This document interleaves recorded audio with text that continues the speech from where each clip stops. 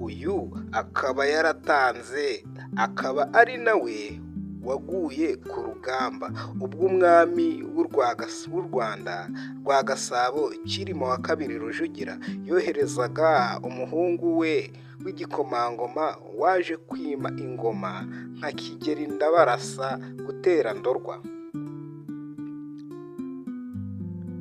Umutware Albert Mpinga yavutse mu mwaka w'1853 mbere y'uko u Rwanda rwa Gasabo rwigarurira i Gisaka.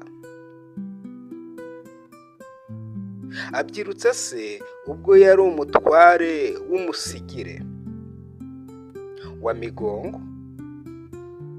Mu mwaka w'1875 ubwo umwami Kigeli wa kane Rwabugiri yigaruriraga i Gisaka akayomeka ku Rwanda. Kubera ubushishozi n'ubushobozi bw'umutware Mpinga, yahawe inshingano zo gutwara imigongo mu w'1916 nk'umutware w'umusigire, nuko mu w'1931 aba umutware mu buryo busesuye kugeza